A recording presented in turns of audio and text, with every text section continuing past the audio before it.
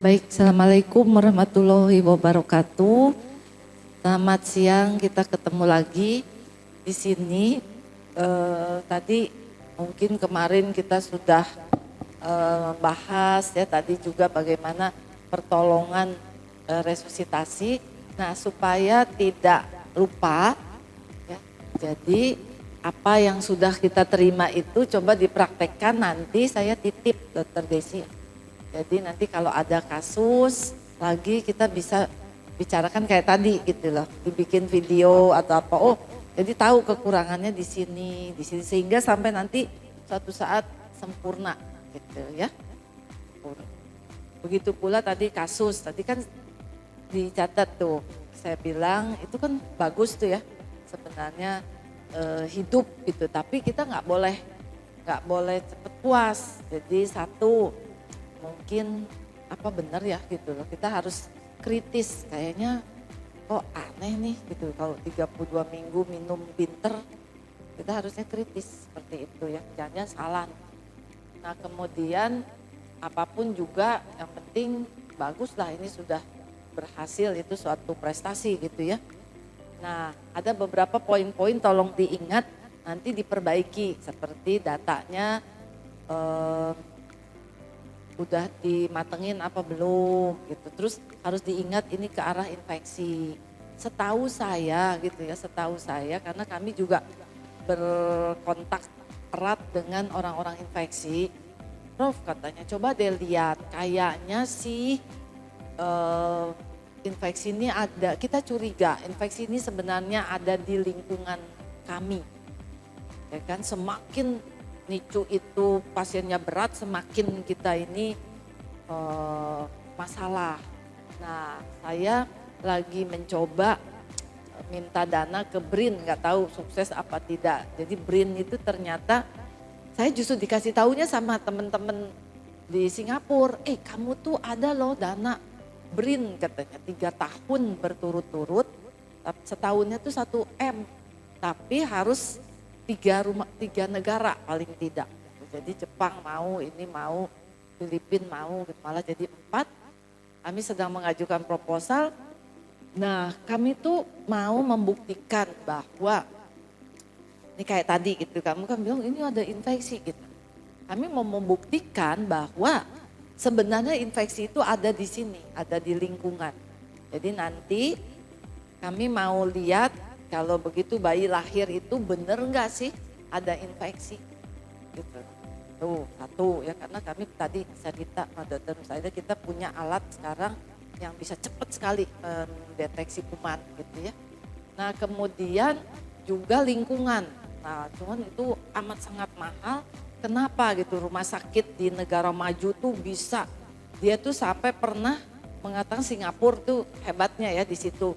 Mereka itu support sistemnya itu, jadi dia bisa membuat ini hari pertama kita bebas tanpa antibiotik tapi bebas kuman. Hari kedua ketiga sampai ke 100, di kita mah boro-boro gitu ya kan.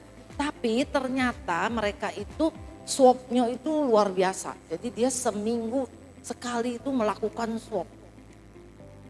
Jadi dia ambil swab, bayangin di meja, di inkubator, di tangan suster, di tangan ini semua. Jadi cepat ketahuan gitu, seperti itu.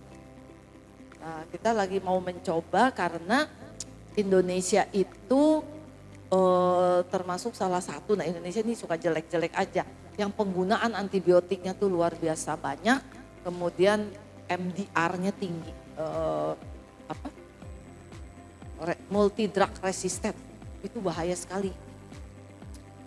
Nah khusus untuk ini manajemen nutrisi kenapa kita penting ya, karena tadi di mana-mana seluruh negara tuh bilang kalau kita ingin punya generasi unggul, ingin IQ-nya bagus dan sebagainya, memang ada genetik ya, tetapi kalau genetik pun tanpa kita apa-apakan gitu ya nggak bisa. Allah juga bilang nggak boleh cuma berdoa doang, harus usaha kan. Ya ada usaha, ada doa gitu. Kamu harus melakukan sesuatu. Nah apa yang bisa kita kerjakan? Nutrisi. Sebenarnya nutrisi kalau tadi saya paparkan 1000 hari itu harus sudah mulai dari masa kehamilan. Masa kehamilannya apa?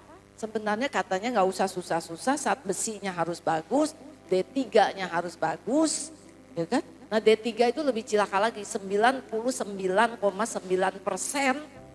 ibu hamil kita itu pasti angkanya cuma 15, mending itu masih sopan 15, ada yang cuma 5 dari 30. Kalau mau aman itu harus 30. Tidak heran sekarang itu banyak bayi yang terlahir alergi susu sapi, alergi susu sapi. Baru-baru saya dapat dari Kerawang.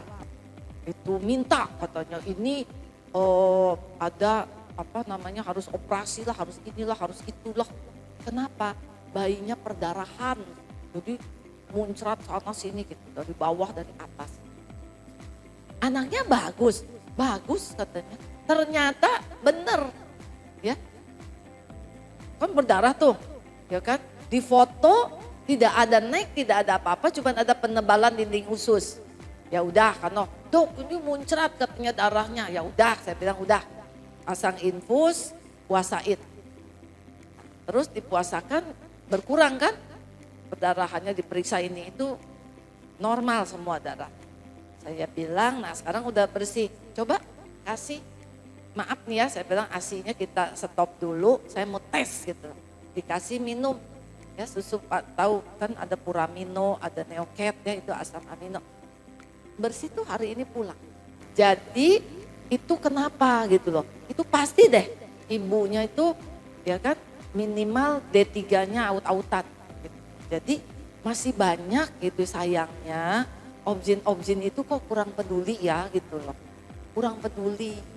Jadi sekarang banyak banget apa sedikit-sedikit alergi susu sapi, ya kok ini merah-merah, wah udah ampun-ampun karena D3 ibunya tuh kurang. Jadi ini bagi yang mau hamil-hamil gitu ya, coba D3-nya betulin, minumlah itu, zat besinya betulin, DHA-nya betulin, tadi makan ikan, makan sayur itu, enggak, ditanya tuh sih. Itu contoh satu, ada banyak ya, ini kita benar, enggak. Jadi mahal masuk NICU itu, ya kan. Nah, ini ya, jadi 1000 hari pertama ini harus bagus. Jadi mungkin nanti dokter Musaida juga bisa ini kan, saya diajarin sama teman-teman di Obzit itu. Jadi trimester 1, 2, 3. Nanti mudah-mudahan di sini bisa dilakukan itu, periksakan, nggak boleh ya malu. Mas Natal di rumah sakit kita terus HB-nya cuma 6, 7, terus masa di transfusi, mudah-mudahan di sini nggak ada. Terus gula darah gitu loh. Jadi jangan udah jelek, jadi udah dites bahwa dia potensi untuk ini. Kalau memang punya dana, profil lipid itu harus itu karena dia jelek. Jadi kalau ini tidak seimbang udah pasti dia preeklamsi, udah pasti. Kami punya Bu di waktu itu tuh istrinya gubernur ya, salah satu saya nggak boleh cerita, gubernur saya bawa akhirnya ke Pondok Indah, waktu itu diberesin. Anak pertama meninggal, ya kan? Anak kedua preeklamsi cuman sekian minggu kita rawat 2-3 bulan. Terus dia datang si bapak itu, Bu saya mau nurut sama ibu, tolong istri saya mau punya anak satu lagi karena kami udah cukup tua, ya kan? Tolong gimana caranya? Kata, baik, saya ajakin gitu ya, diberesin. D3 udah pasti jelas, terus profil lipidnya acak-acakan, nggak tahu makannya apa katanya ini, kegendutan gitu. Dia lihat apa body mass indexnya dan sebagainya, diberesin. Apa yang terjadi? Ya kan? Tidak ada preeklamsi, ya kan? Lahirnya spontan di tempatnya nggak balik ke Jakarta. Terus anaknya IQ-nya luar biasa pintar. Jadi kami dikasih hadiah, akhirnya di provinsi itu dibuatkan rumah sakit yang sekarang wah bisa macam gara-gara tuh anak itu gitu ya kan. Nah seperti itu bisa ternyata. Siapa bilang bahwa sekali preeklamsi akan selamanya preeklamsi? No, itu buktinya. Nah, ya kan polisi lah segala lah ini kita beresin gitu loh. Ya, jadi bisa. Tapi kuncinya adalah setiap trimester itu diperiksa dan nutrisi saja dibagus gitu ya. Nah kemudian anaknya juga Ya kan? Kalau dia terlahir prematur jangan lupa dikasih TPN, tapi kalau TPN-nya kemahalan atau nggak bisa, cepetan kasih minum gitu ya. Nah, dari mana kita tahu bahwa anak itu bagus? Nanti kita lihat dari grafiknya gitu ya. Nah, ini keterampilan minum tadi gitu. Jadi saya bingung ini ya kan. Sebenarnya saking refleks ini nggak akan ada gitu. Munculnya di sini gitu loh. Ini 30, 35. Belum gitu loh dia. Koordinasi bernapas, kok Udi belum apa-apa udah pinter ya gitu. Nah tuh, ya kan, ini mulai menghisap, ini mesti pakai OGT ini, ya kan.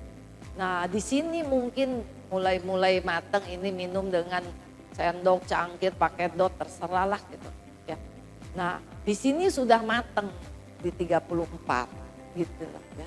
Jadi ini adalah orang udah ngomong begitu gitu loh kan, fisiologi janin nggak mungkin dia akan lebih cepat, jadi pasti ada yang tidak beres. Nah ini bayi itu juga ya tanda-tanda lapar, ini namanya baby cues gitu kan.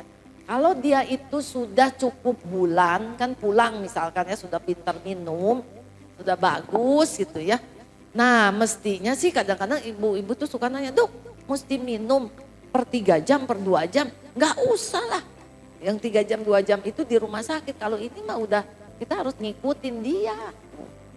Ya kan? Dia kan udah masa nggak tahu kalau ini lapar gitu ya.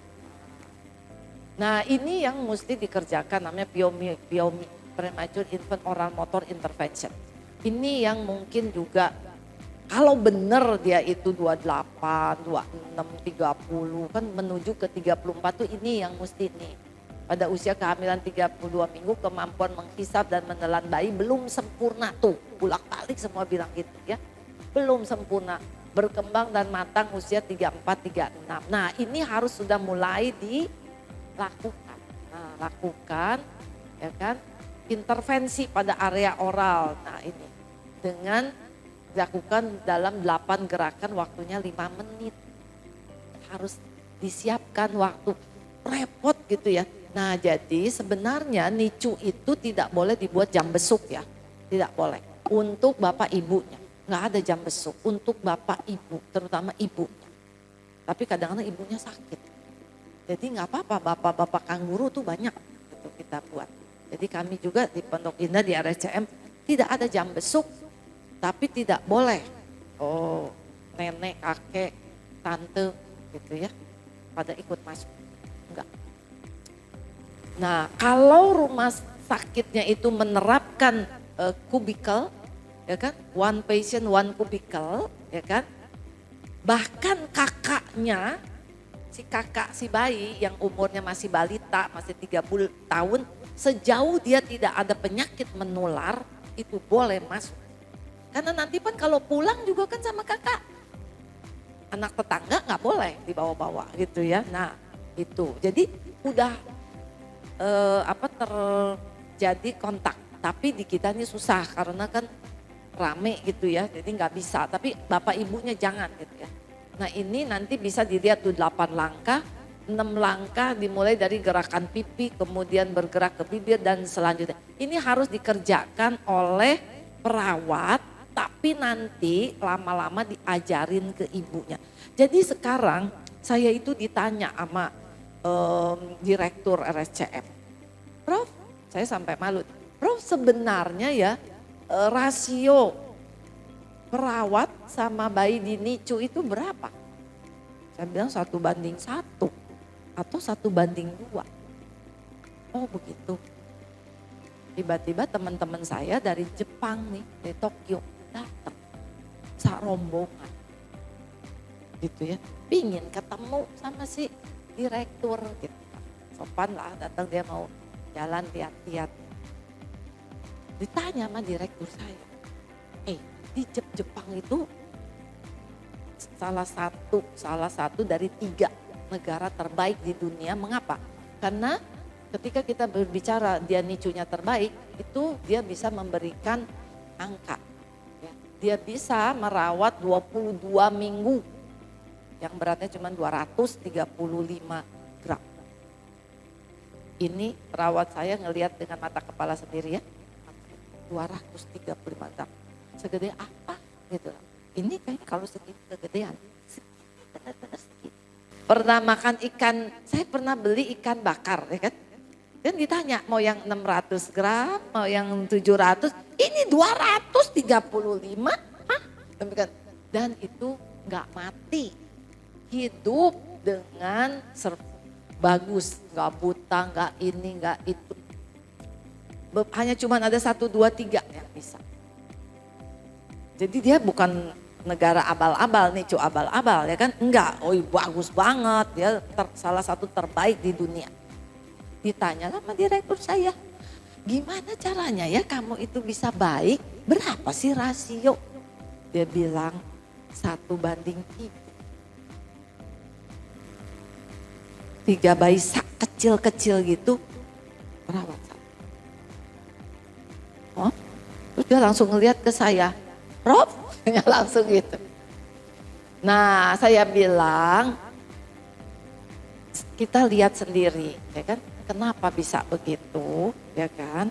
Karena ya memang mungkin kondisi bayinya sedikit lebih baik lah ya mereka. Cuman mereka mengajak serta ibu pasien. Ibu pasien itu diajak. Itu persis seperti yang saya lihat 25 tahun lalu ketika saya berkesempatan belajar di Melbourne, Australia. Itu orang tua datang. Ibunya ya. Ibunya datang cuci tangan tentunya, terus ngusap-ngusap sesegera mungkin. Ya kan? Oh, kemarin nggak ada yang ikut ke Inggris. Itu juga gitu. Inggris juga bisa, London 203 sekarang bisa. Itu orang tuanya langsung duduk. Ini lahirnya kemarin, besoknya orang tuanya duduk, kursinya tuh nyaman, enak. Bukan kursi begini, itu kursi jadi bisa duduk itu, bayinya taruh. Pakainya high flow, nggak ada intubasi. Pakai high flow 200 ya. Ya tapi dia antenatalnya cakep, nggak ada hipertensi, nggak ada ya kan tuh, ya kan. Satu, kedua pakai steroid. Pakai surfaktan, jadi cabut set gitu kan, langsung ditaruh di sini, minumnya di oral care. Nah, terus ibunya, ya kan, perawatnya cuma gitu aja ngelirik, gitu. Ya terang aja 1:3. Kesalahan kita adalah orang tua dilarang, mesti dibikin jam besu, ya kan. Terus kamu ada juga beberapa perawat yang merasa risih. Orang tuanya di situ kan ketahuan jadinya kamu. Emang kamu ngapain? Tidur gitu ya kan. Ini gak pulang-pulang sih. Bukannya seneng dia bantuin. Ya jadi banyak di Jepang itu ketika ganti popok, ganti apa, orang tuanya yang ngerjain. Perawat cuman gitu. Cuman ngeliat infusnya gak apa. Itu aja. Jadi yang ngelakuin ini semua itu mereka. Ya, jadi kita harus berubah. Ya kan. Kita enggak juga lebih bagus dari dia, ya kan? Nah tuh, ya kan? Ibu bapaknya itu harus datang. Ya enggak bisa kamu yang kerja sendiri. Gitu, ya. Nah kemudian ini ya, ASI donor ini hanya untuk lingkungan ini. Nah nanti juga bulan Juli itu akan datang teman saya dari Inggris. Nah dia tuh ahli nutrisi yang paling ternama lah di dunia, salah satu yang ternama. Saya tanya, unit dia nggak gede, mungkin gedean saya. Tapi saya tanya sama dia, bayi kamu kecil-kecil kan? Iya. Saya cuma ngerawat bayi-bayi 28, paling gede 30, di luar itu saya pulangin, bukan pulang ke rumah, pulang dirujuk balik. 30 minggu udah gede. Dikasih minum enggak? Iya dong, dia bilang kasih. Kapan? Jadi paling lambat 4 jam, paling lambat. Mau sekecil apapun paling lambat 4 jam. Pakai apa? ASI ibunya. 95% bayi saya pakai ASI ibunya. Di kamu, terus saya diam, 0. Nah, di Indonesia saya bilang saya jamin 0. Pakai ASI ibunya, ASI eksklusif loh ya.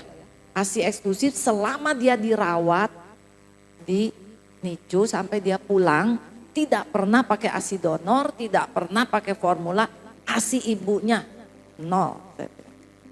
Oh, saya bilang jangan kecil hati. 40 tahun yang lalu di Inggris begitu. Oh, apa-apa dia bilang takes time. Buat ngehibur itu kan namanya. Kenapa saya bilang bisa begitu? Nah, ada teman-teman sekarang murid-murid adik-adik saya yang lagi belajar di Australia, dia bilang, "Prof, tahu nggak? Kalau orang bule, kan di Australia macam-macam. Ada orang barat, ya kan? Orang kulit putih sama orang Asia. Ini orang Asia ini malas.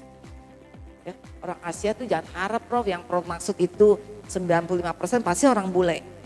Kan kalau di Inggris jarang orang Asia. Jarang lah, nggak sebanyak di Australia ya. Saya bilang gitu, orang Asia malas. Tapi kalau orang kulit putih, dia nih mau lahiran 28 minggu udah bawa-bawa ASI di sepit ini sirin. Ini nanti kalau bayi saya lahir kasihin mungkin cuma 3 cc, 2 cc. Nah, jadi saya juga mau minta kalau memang ini mau bagus, tentunya kan tidak hanya BPJS ya. Saya juga bilang pada semua rumah sakit swasta, kayaknya kita deh antenatal itu, kemudian laktasi, saya protes sama dokter Yanto. Dok, itu yang namanya laktasi, aku sebel banget ya dokter-dokter laktasi, saya usir. Ngapain datang sesudah bayinya lahir? Datang ke ibunya, oh gini masa percuma. Ibunya tuh habis partus capek, mending gak ada baby blues lagi kan. Pusing, terus diajarin nyusuin, gak masuk otak, enggak. Percaya, pusing dia. Saya bilang, adakan ya di waktu trimester kedua, ke satu mungkin terlalu dini ya. Kedua sama trimester ketiga, diwajibkan untuk datang ke klinik ajarin.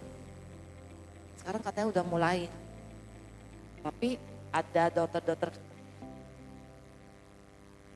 yang ngirim. Ya biarin aja, saya bilang itu customer service aja, bilang di sini ada, mau gak usah lewat dianya. Berhasil nggak? Berhasil. Asiknya. Terus udah gitu, apa sih yang memang banyak? Perlekatan dok, mereka tuh nggak bisa. Perlekatan, susah. Ajarin waktu itu, kan santai waktu itu. Nanti saya himbau pada dokter Saida, kalau memang mau jadilah rumah sakit pertama yang memberlakukan antenatal dengan sangat. Itu nanti mesti ngomong ke pasien, kalau nggak dia bilang, ini mahal banget sih di sini. Tapi dengan kita berbicara yang baik, dia akan pasti dia mau. Buktikan, ya kan? Saya berani, saya berani buktikan bahwa nanti pasien-pasiennya hilang itu preeklamsi. Kalau tuh ada pun ringan banget dah gitu.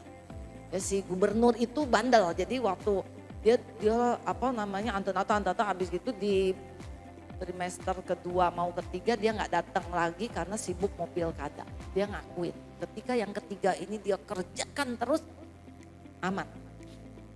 Jadi cobalah kita mulai dengan itu. Ya nanti yang jelek adalah pasien yang rujuk, ya biarin aja. Tapi yang di dalam ini bagus, ya kan? Bagus tuh nanti kita buktiin, ya kan? Bagus itu harusnya, ya harusnya bagus itu ketika kenapa Tokyo dan sebagainya itu bisa dibilang bagus. Karena dia bilang berapapun bayinya yang dilahirkan 22 minggu di bawah pengawasan dia, pada waktu usia masuk sekolah 8 tahun dia excellent. Tidak ada cacat, kemudian otaknya cemerlang.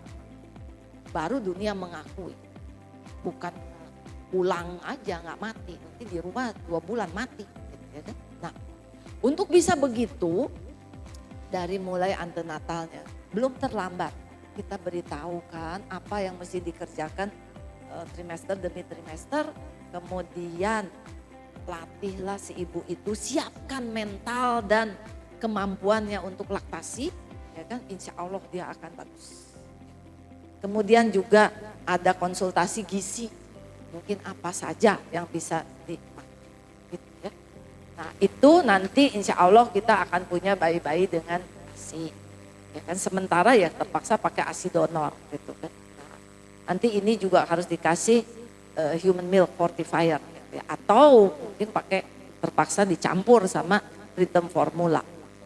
Nah ini ada kontraindikasi yang relatif seperti anaknya kembung lah, ya kan, tambah nggak dikasih minum tambah kembung dianya, ya kan, karena nggak gerak khususnya. Terus takutlah aspirasi anaknya nggak ini nggak itu gitu ya. Nah sebenarnya yang benar-benar absolut nggak boleh minum itu kalau shock belum teratasi, kalau ini ada necrotizing enterocolitis. Banyak sekali yang necrotizing enterocolitis itu TEC grade 1, itu kita nggak terima. Kayak tuh pasien tadi, dok dia perdarahan hebat gitu, perdarahan sampai HB-nya turun jadi 10. Transfusi enggak? Enggak, saya bilang. Kenapa harus transfusi?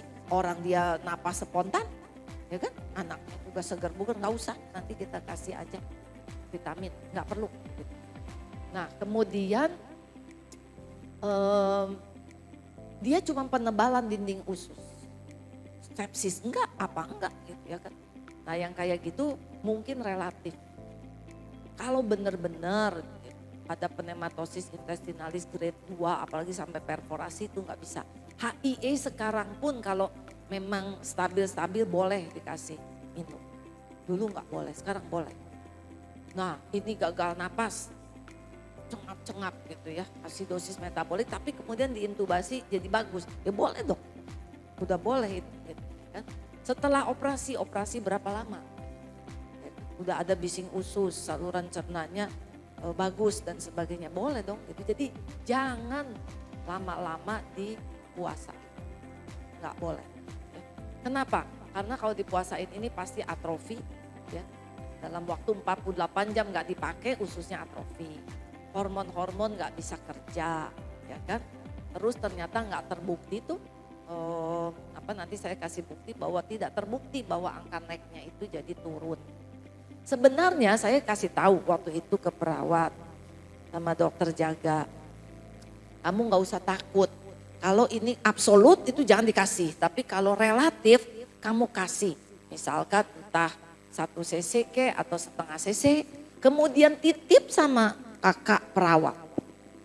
Tolong perhatikan itu, monitor kardiorespiratory. Begitu dokter, ini setelah dikasih minum yang pertama nggak apa-apa 1 cc, yang kedua juga nggak apa-apa. Yang ketiga nih saya ngelihat saturasinya mulai goyang. Nanti 70, nanti 90, nanti 8, tadinya nggak begitu. Heart rate-nya naik, awas. Berarti memang nggak bisa. Tapi kalau anteng-anteng aja, jalan aja terus. Gitu. Itu kuncinya sebenarnya. Ya. Jadi penundaan pemberian minum secara progresif lebih dari 4 hari setelah lahir ternyata tidak menurunkan kejadian ini naik. Ini imunnya jadi turun. Nah ini pemberian minum tuh jangan hari ini 5 cc, 4 kali 1, besok 8 kali 1, saya bilang lusa udah aja 9 kali 1, terus 10 kali 1, 11 udah gitu aja biar 3 bulan. Kesel saya gitu ya kan, enggak gitu dong gitu loh. Hari pertama boleh gitu loh, misalkan 12 kali 1, besok mah udah lihat aja itu bagus, jangan takut. Kenapa? Karena kamu nanti perawat itu perhatikan toleransinya dari situ. Ini cara ngukur ya, nanti kelihatannya gampang tapi selalu kadang-kadang nggak segampang ini, bayinya goyang-goyang ya kan. Ini jadi naik turun. Ini harus di depan sini sampai yang paling nonjol di sini. Ini yang sering kali salah, sama yang ini nih. Ini mestinya nggak bisa begini nih, ini nanti ketarik. Jadi ini kepalanya suruh pegangin ya. Nah ini harus ditelanjangin. Tapi dokter kalau anak umur setahun ditelanjangin ngamuk ya kan. Oh, kamu pintar dikit dong saya bilang ya kan. Ini kalau memang mau udah pakai baju lengkap, pakai sepatu boot terserah lah gitu. Semua pakai topi, timbang ya kan. Jangan dikurangi 100. Kata siapa 100? Ini 100, emang kamu ahli nujum apa? Enggak gitu. Bilang sama ibunya, Bu, besok bawa baju 2. Nah ini timbang dengan lengkap, habis gitu bawa ke ruang nursery atau apa, ibu yang copotin bajunya, semuanya copotin. Bilang aja ke bayinya, nah kotor, si anak kecil kan gak ngerti. Ini nih basah nih, kita ganti ya, ganti. Nah itu nanti kasihin susternya kurang. Kan tapi harus digital ya, harus digital. Seperti itu, bisa lah, ini enggak dikurang. Nah ini yang penting ya. Ini ada grafik Fenton untuk bayi perempuan, bayi laki-laki. Sebenarnya ada juga ini dari WHO, tapi dia cuman di sininya cuman 27, nggak bisa, dan cuman sampai 6 bulan. Ini bisa sampai 6 bulan, kalau ini cuman 10 minggu, ini 40 minggunya di sini. Nah, sekali dia itu lahir di tengah, gitu ya, di mana dia ada di titik itu, lihat. Minggu pertama dia turun dulu. Nah ini masih berdebat kita. Ada yang bilang sekali dia di sini, dia harus di sini terus gitu. Naik tapi dia harus ke sini. Gitu. Tapi ada juga sekarang bilang enggak dong, itu kan dia kan bayi prematur itu kan gemuk, bawa air, bawa pipis dan sebagainya. Turun dulu dia minggu pertama. Nah titik di mana dia turun itu ikut, itulah harus di situ titik. Jadi bukan sekedar naik ya berat badan. Dari mana kita tahu bahwa dia itu tumbuh dengan baik kalau kita nggak gambar. Satu lagi saya kasih tahu bahwa ini nggak cukup ada tinggi. Karena cara kita diajarin dokter-dokter anak bagaimana menghitung berat ideal. Itu tinggi sama berat harus sama.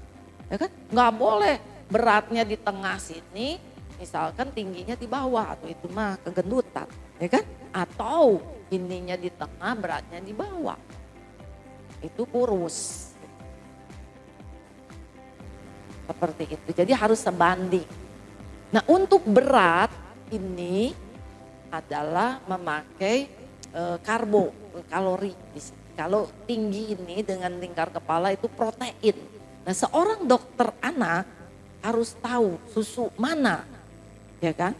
Susu mana yang proteinnya tinggi.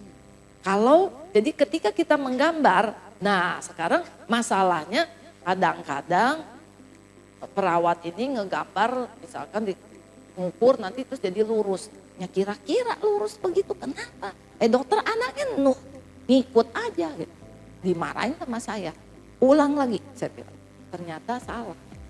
Ya jadi kita memang berdasarkan ini, coba ada enggak ya? Ini nanti bisa. Nah coba nih lihat. Ya kan? Ini seorang anak, dia itu tadinya kan agak di atas garis nih ya. Terus dia turun dulu. Nah kemudian dia tuh dalam setiap tahapannya terus. Gak apa-apa ini bagus. Yang merah ini bagus. Yang hijau juga bagus, gak apa-apa. Kenapa yang hijau bagus? Lah kan ininya juga tingginya juga di situ. Sebanding sama tinggi. Ya. Nah yang merah boleh juga ya karena tingginya cuma segitu. Yang nggak boleh tuh yang ini nih, lihat nih. Tuh, ya kan? Tadinya di sini turun, terus ke sini. Makin lama kok makin turun keluar. Tapi dia tuh lahir 1,5 kilo, pulangnya berapa? 2,5 kilo. Hore naik dokter. Pale lu sebenarnya yang naik. Marah saya gitu. Lihat lu di sini. Apa ini? Gitu kan? Ini namanya growth faltering. Ini potensial untuk jadi stunting. Ini. Ya jadi dokter dan perawat saya titip ketika ini tuh turun is okay, jangan takut. Kemudian minggu kedua dia harus kembali ke berat semula, kemudian ikut. Ya, ini enggak turun ketika di sini, naikin dong. Ini naikin dong. Ini enggak, diem aja. Gitu. Ini lihat nih tingginya. Tuh, ya kan? Kalau enggak gambar bisa enggak? Enggak. Jadi saya tanya, digambar apa enggak? Jadi saya wajibkan sekarang kalau punya bayi di NICU, saya nggak mau tahu, ya kan? Kamu gambar tiap minggu sehingga perawat itu woro-woro ke dokternya, dokter ini tuh udah mulai turun.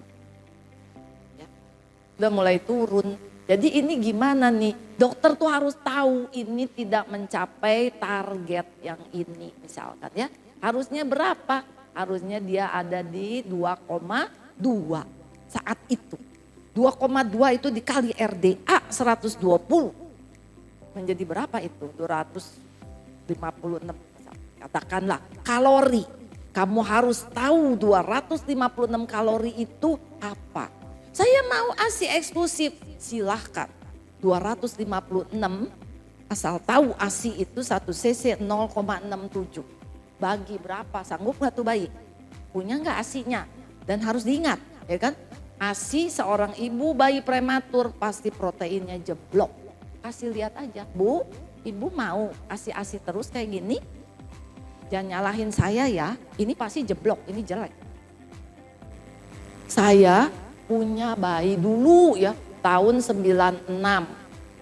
Saya masih PPDS, saya demi Allah nggak tahu. Saya udah happy banget, bayi-bayi saya hidup. Sekarang anak itu udah, dari tahun 96 lahir, jadi sekarang udah hampir 30 kan? 28. Bodoh anak itu.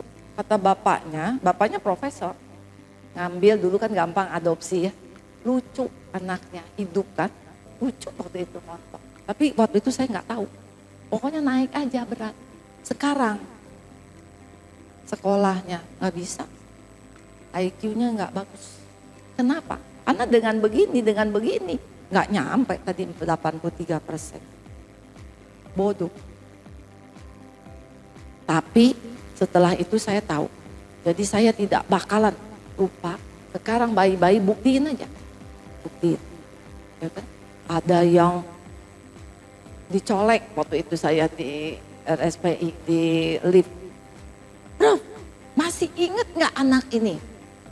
Waduh, saya bilang saya lupa ya, udah gede banget gitu ya kan. Ini sekarang di mana? Ini barusan aja keterima di FK Unpad. Yang dulu kecil itu loh, Prof. Ya kan, alhamdulillah. Tapi kalau ketika saya ngelihat anak yang satunya yang itu juga sama saya. Tapi waktu itu belum saya mengenal ini. Bodoh, kata ibunya, nggak bisa. Jangan suruh ngitung. Ya itu IQ cuma 80, 90. Sedih nggak? Sedih saya, ya Allah. Saya bilang, maafkan saya. Aku nggak tahu. Ya, jangan ya. Jadi ini bukan untuk saya, bukan. Ini kita tanggung jawab. Ini nggak bagus. Banyak sekali, tanya aja sama perawat-perawat. Kita terima bayi lahir di sini, ya kan? Kemudian ketemu matanya, mesti di laser. Saya bilang nggak pakai ginian, ya kan? Nggak ada boro-boro. Kemudian pakai plot, saya pakai plot. Semuanya ini masih sopan kayak gini. Wah, ada yang jauh ke bawah, ya kan?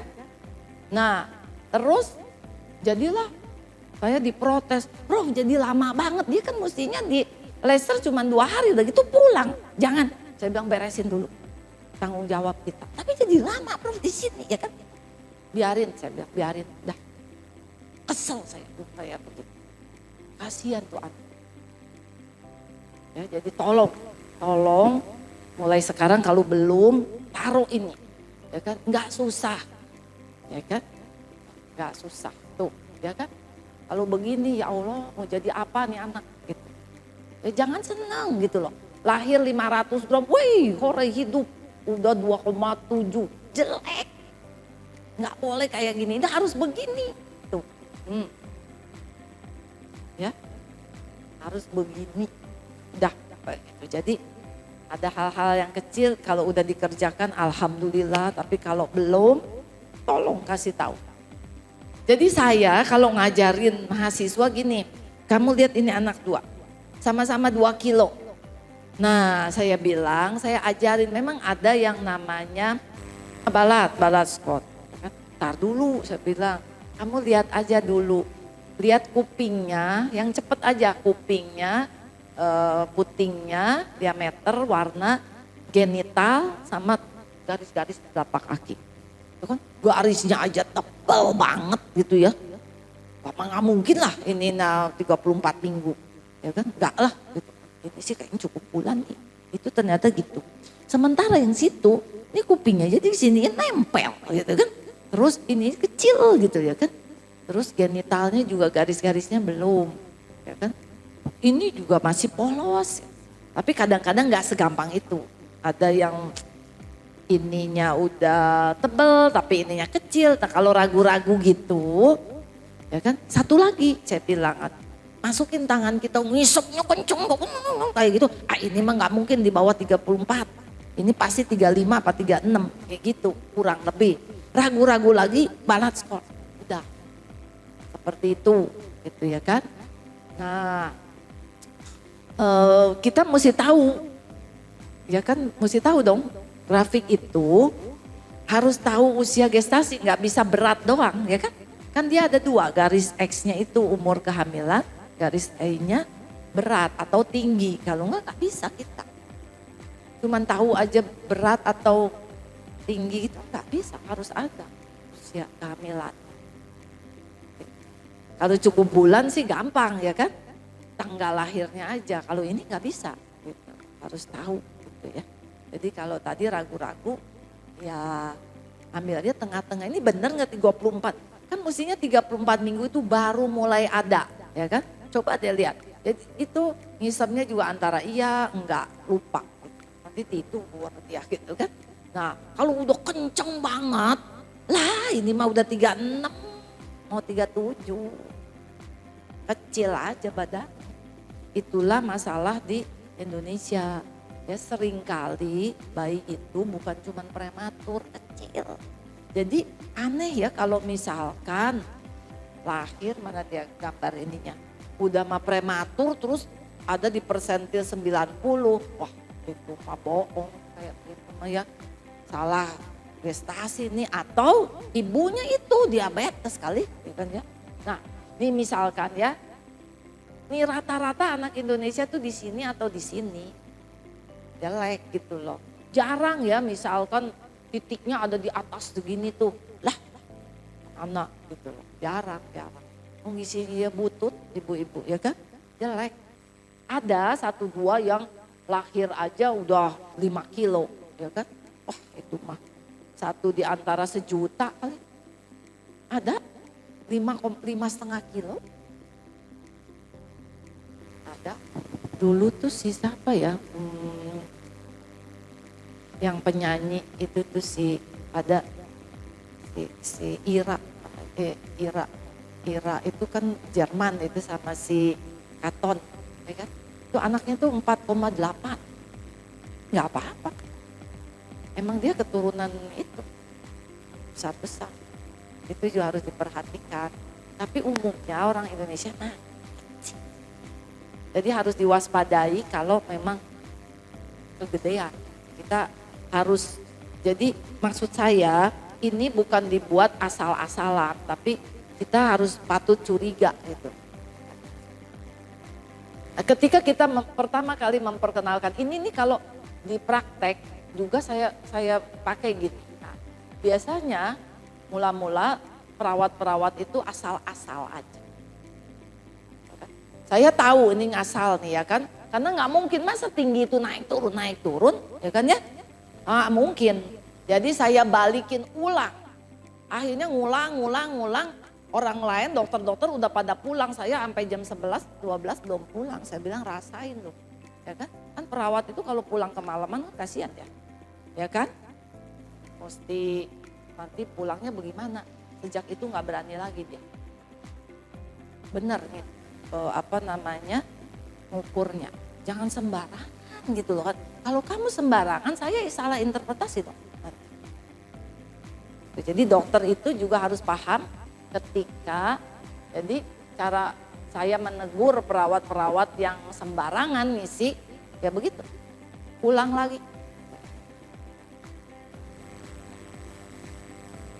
Jadi ada juga waktu itu ya, beratnya itu bagus, gitu. Berat kan mungkin lebih gampang ya, beratnya bagus gitu.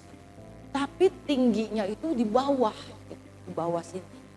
Saya lihat harusnya kan dia itu gendut, pendek gitu ya kan. Ini enggak proporsional, aneh ya, saya bilang. Ukur bareng, ternyata salah. Maaf dok.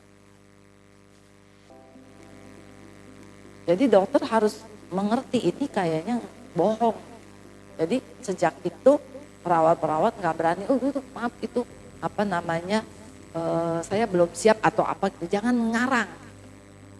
Karena saya bilang kamu jangan bohong gitu, karena ini nih penting nih kayak begini gitu kan. Saya tahu, oh ini salah, ini mestinya dia harus di sini. Nah itu dihitung berapa kebutuhan kalorinya. Yang salah adalah dokter-dokter di titik ini dia hitung kalorinya. Diatur terus-terusan, di bawah. Atau malah nggak dihitung. Nggak dihitung. Masa iya ngasih itu gini, kasih udah dikasih Bu HMF, udah sehari berapa? Ya 2 apa 3, bagaimana 2 atau 3? Jadi caranya adalah nomor 1, kita ngeplot ini jelek. Berapa mestinya, targetnya kita mesti tahu, oh ini mestinya balik dong ke sini, ini mestinya di titik ini. Ya kan? Titik ini berapa? 2,4. 2,4 berapa kebutuhan per 1 kilo itu namanya RDA. Kali 120 kalori. Nah itu, kalori itu silakan dihitung. Mau pakai apa? Oh ini tingginya juga bermasalah ini. Ya.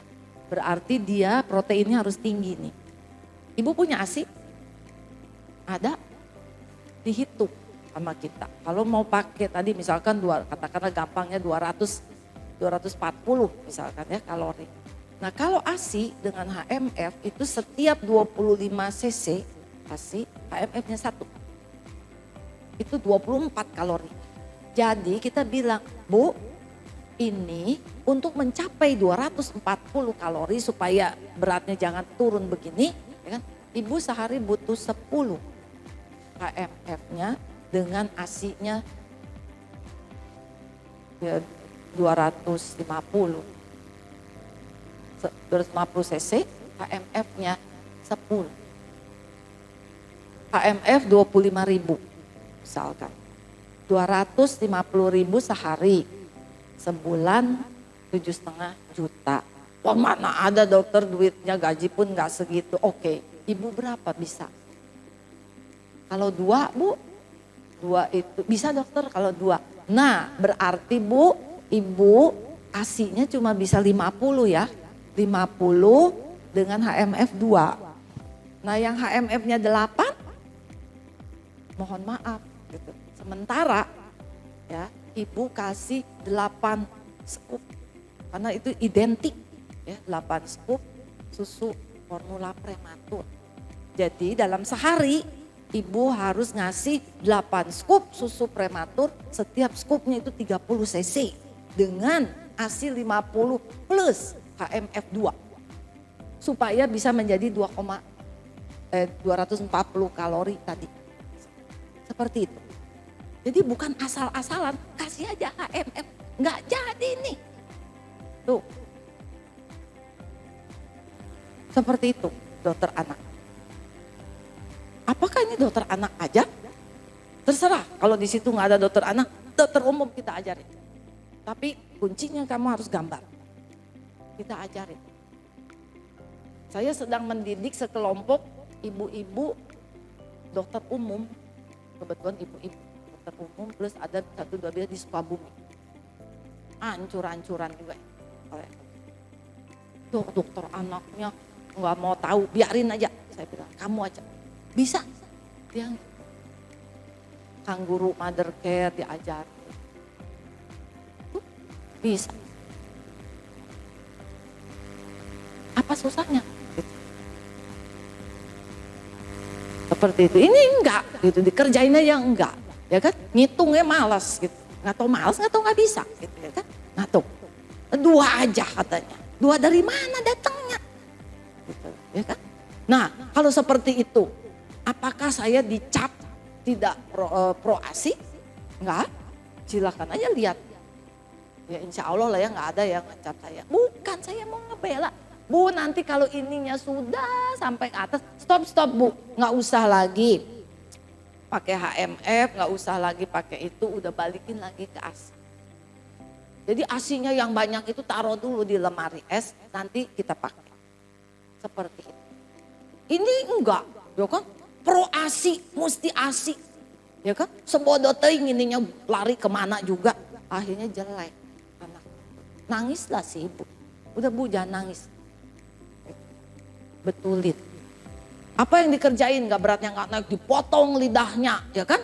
Tangtai, liptai. Tuh saya bilang. Kacau dah ini benar-benar kacau. Ampun deh saya. Semoga saya bilang Allah memaafkan dia. Atau ngasih hidayah. Merusak dia itu. Tapi kalau nanti misalkan kayak begini. Bu, ibu ini ngasih minum apa? ASI Dok. Terus saya bilang gak boleh. Mesti pakai formula. Gila kali saya. Ini kan bagus. Ya kan? Jadi boleh gak pakai ASI? Boleh. Yang penting lu buktiin.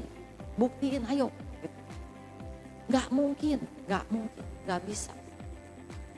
Cuman berapa lamanya ya lihat aja nanti. Gitu. Anak itu bagus. Kenapa? Karena otaknya terus. Seperti itu. Ya, jadi tolong sekarang semua bayinya harus dikerjakan seperti ini. Ini ngitung-ngitung seperti ini kalau di tempat praktek. Yang datang gak punya ininya pun gak ada. Asli itu sejam. Sejam. Udah melotot aja terus di suster sama saya. Tuh yang di depan udah nungguin. Biarin aja suruh ke dokter lain. Tapi enggak tuh nungguin. Karena dia tahu. Sama dokter itu diurusin. Gitu. Ya. Jadi maka dari itu saya bilang gak apa-apa itu. Dokter-dokter umum saya suruh dia pasang umbilikal kayak apa kayak dok sana ambil gitu ya kan. Nah aku kerjain yang kayak gini masih banyak yang kerjaan yang lain.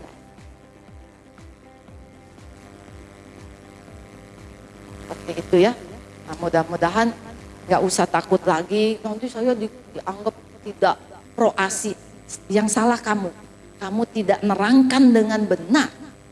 Terangin mau pakai ini pun boleh. Slide ini Bu, saya diterangkan bahwa ini 2 tahun, waktunya nggak bisa Bu, jangan nanti ini terlambat. Jadi saya mau naik ini, naik.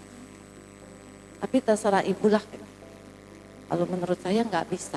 Kadang-kadang ibunya, Dok kasihlah Dok saya kesempatan. ASI saya tuh banyak banget Dok, banyak. Kan sayang Dok, ya boleh lah, udah jangan ngotot, ya deh Bu. Tapi jangan lama-lama ya. 2 minggu aja ya Bu, ibu balik lagi, kita lihat. Ya kan? Ternyata nggak bisa, kenapa? Proteinnya nggak cukup, nggak bisa. Nyerah dia, ya kan? Gimana Bu? Iya Dok, ternyata ya gitu. Jadi gimana Dok ASI saya? Udah ibu banyak kan ASInya, taruh aja di lemari es. Kita kerjakan dulu, ini nggak seumur hidup, enggak. Tapi ASI anak saya nanti enggak ASI eksklusif.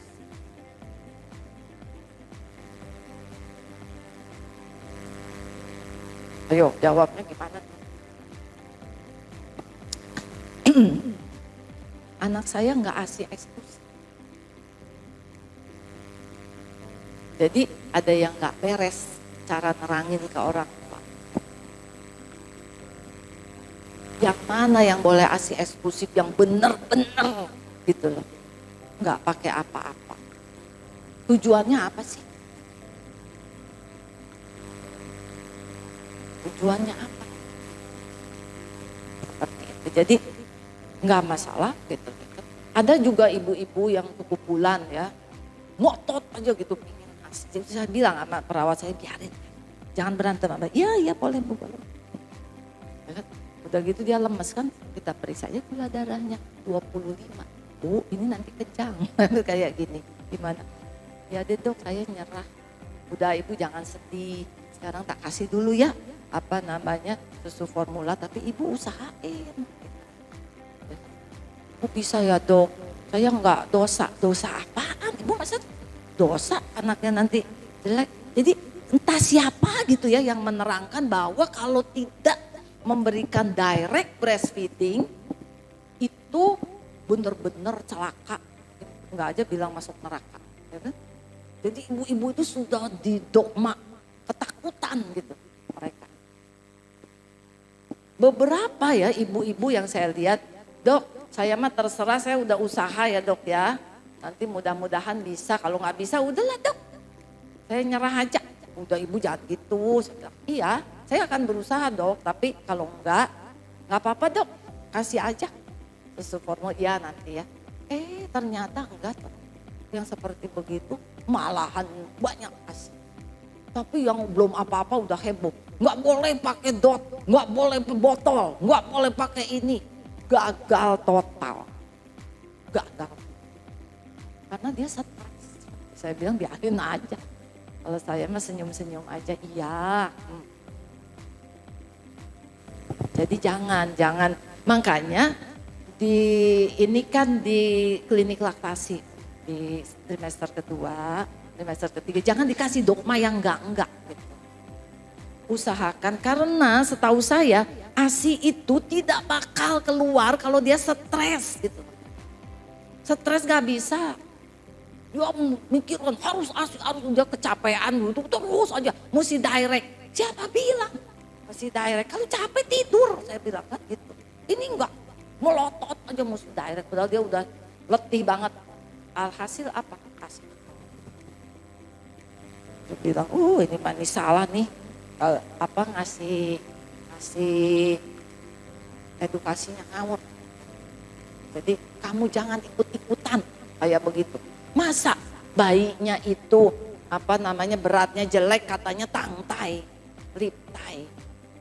Saya bilang, Bu udah dipotong berapa kali, kenapa ibu nggak balik lagi ke sana, kenapa ke saya?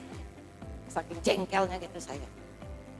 Dimarahin lah sama suaminya, ini tuh saya bilangin juga, ngapain sih ikut-ikutan kayak gitu? Rasain lu, saya bilangin, ya kan? Itu namanya mencari jalan pintas, ya kan? Kita mah mikir, ngitung ke sana ke sini kenapa, ya kan? Apa ada alergi atau ini ada itu? Mikir kita, ini enak aja. Kalau ini kurang, potong aja. Buktiin, saya bilang potong sampai doer kali ya kan? Naiknya tuh beratnya? Enggak. Bu kenapa ibu nggak balik lagi, minta tolong dong. Mungkin motongnya kurang dalam. Oh dokter maksudnya gitu ya kan. Tuh nggak benar itu kayak begitu. Baiklah mungkin gitu aja. Prof maaf, makasih dok. Satu lagi boleh ya, Prof boleh, maaf. Boleh. Ya masih penasaran Prof. Ya. Untuk tadi Prof sudah jelaskan tidak boleh puasa lama-lama ya Prof ya. Iya. Untuk bayi. Bayangin. Bayi sekecil apapun, mana lebih kecil dari 200-an. Gak ada bayi 50 gram tuh gak ada. Ya kan? Iya. Ketika kita edukasi, sudah ada instruksi misalnya dok, di dokter anak untuk kasih minum. Tapi kita menunggu ASI yang gak bisa. Boleh untuk tidak kita bisa. Edukasi Jadi, support. kami kayak di RSCM nih ya, kita tahu bahwa ibu-ibu tuh, nah jeleknya kalau kami di RSCM itu sekarang sih 75% itu namanya non-book case, selalu dikirim dari rumah sakit lain untuk kasus-kasus risiko tinggi. Kami umumnya tidak pernah ketemu bayi yang lahir normal dari ibu mau spontan ataupun apa tuh nggak ada, kecuali pegawai yang saya. Nah, jadi susah kita memberitahu tadi edukasi laktasi dan sebagainya. Nah, kita tahu dia harus dikasih. Jadi apa boleh buat? Kami buat yang namanya ASI donor. Jadi kami bilang, Bu, anak ibu tuh udah bagus, udah stabil, walaupun masih pakai CPAP, pakai ventilator, tapi perutnya udah oke, gas darah semua bagus lah, tekanan darah bagus, udah saatnya harus minum. Nah, minum yang terbaik sebenarnya dikasih ASI, apalagi bayi kecil. Saya belum ada dokter ASI-nya. Jadi kami punya ini sambil nunggu ibu ada ASI. Ya boleh. 0,3 ya kan? 4 kali tiap jam itu namanya oral care. Ya kan? Cuman 0,3 cc, nggak nyampe 1 cc, ya kan? Diolesin di bukal namanya, itu oral care. Saya pada itu pernah ditanya sama waktu pertemuan baru-baru di Bangkok. Pertanyaannya itu, do you practice oral care in your unit? Yes. Gaya. Terus ditanyakan, kerjain. Jadi oral care, jangan dipuasakan. Puasa tuh kan bener-bener nggak ada apa-apa kan. Ini sih puasa per oral ya. Kalau bukan puasa kayak kita nanti itu kan dia dapat infus ya. Tetapi yang kita maksudkan puasa per oral karena nanti peristaltik ususnya berhenti. Nggak bagus. Dan kami setelah mempraktekkan itu dari mulai tahun 2020 ya, 20, 21, 22, 23, 24 ini sudah dapat membuktikan di RSCM itu angka naik itu jauh turun. Justru setelah kita kasih minum begini. Jadi apa gitu loh, bukan jadi bohong itu kalau memberikan minum itu menyebabkan naik, enggak gitu. Tapi kenapa jadi naik? Karena kamu enggak kasih tahu dokter. Ketika ininya swing gitu loh dok, saya sudah bilang pada perawat ketika saturasi itu swing, kamu harus ribut. Entah dia sepsis, entah dia apa, pokoknya ada yang nggak genah ini.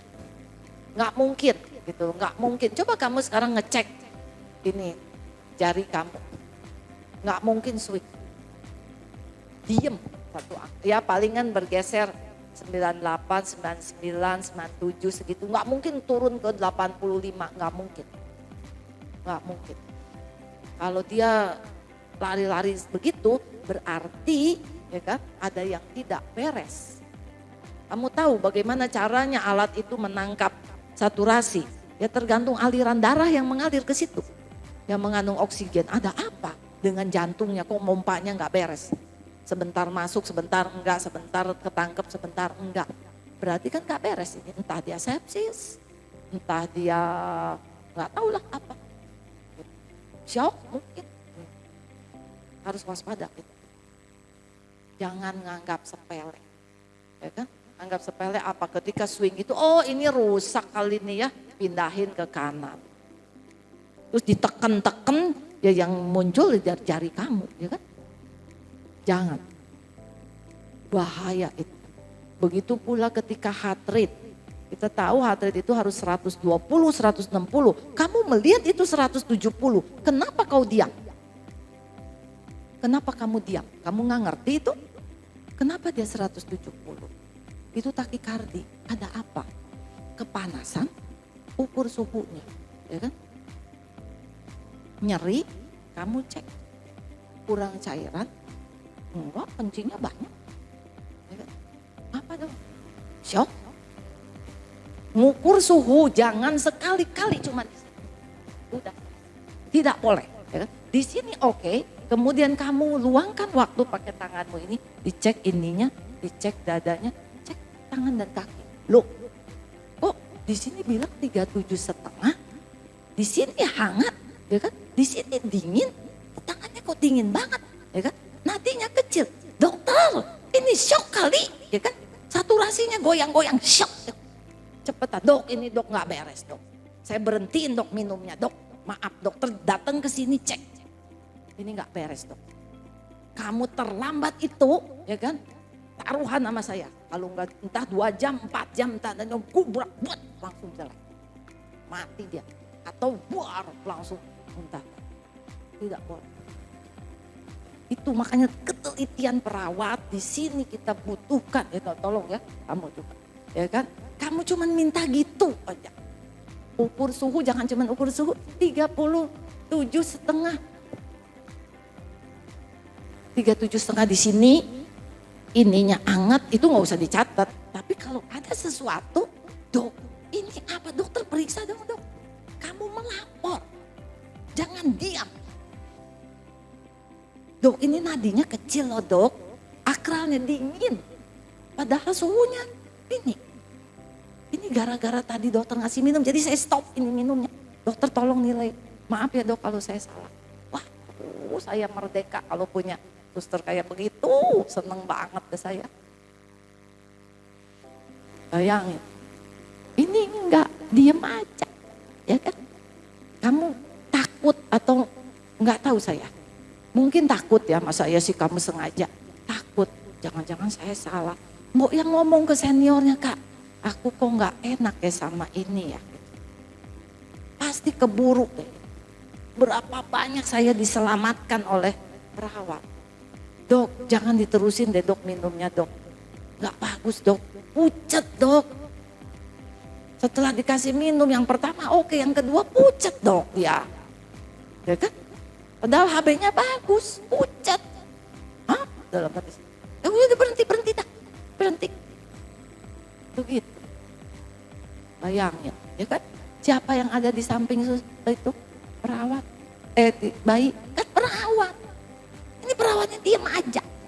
Mati lah kayak gitu. Ya kan? Jadi yang bilang, dok, jangan dikasih minum lah dok, ini pucat, ya kan? Nadinya jadi kecil, itu swing terus dok, takikardi. Wah, tuh takut saya. Takut saya, dok anaknya itu sama saya dipasangin. Ya kan? Dok sama saya anaknya dipasangin lagi CPAP.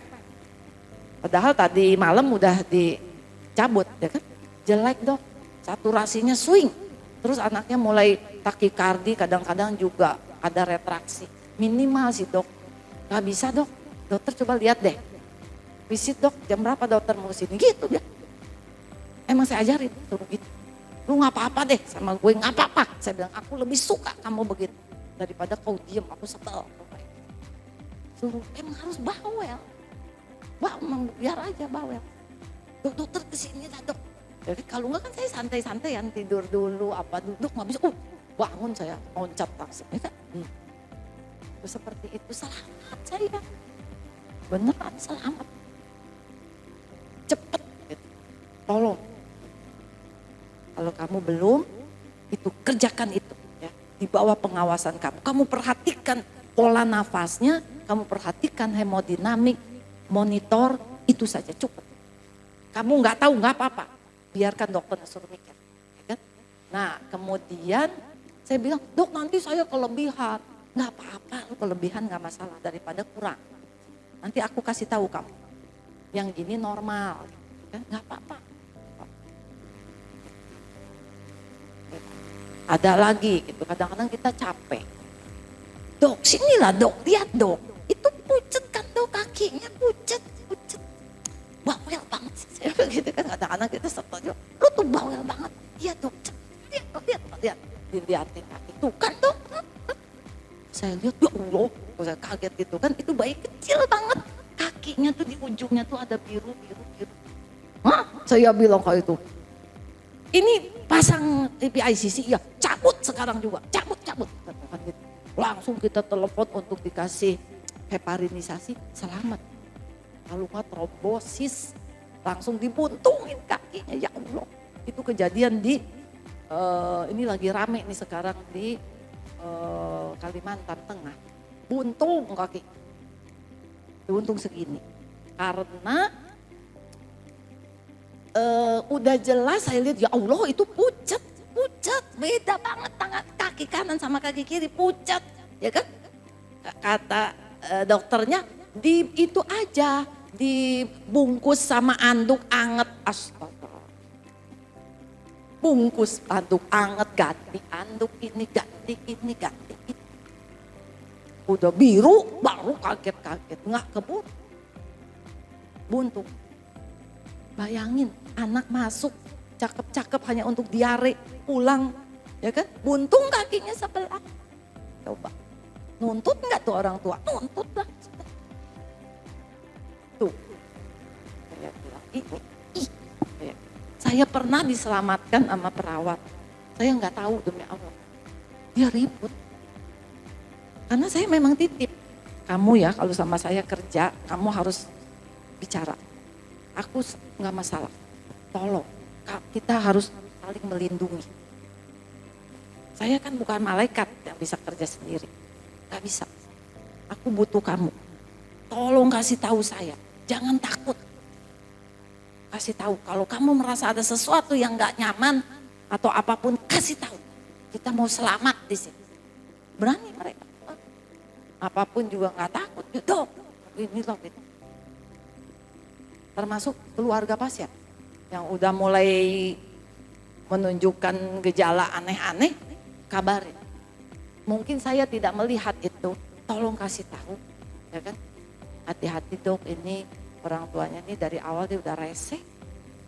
Dokter hati-hati ya. Jadi kita udah ancang-ancang, saling mengingat. Jadi jangan diam. Makanya saya bilang, hey dokter-dokter di NICU, kamu jangan marah kalau perawatnya itu bawel. Saya bilang, lu kalau marah sama dia terus dia jadi diem. Waktu itu ada tuh dokter, diemlah kamu tuh sok tahu gini gitu kan. Jadi takut kan perawatnya, diem aja kejeblos. Jangan. Kayak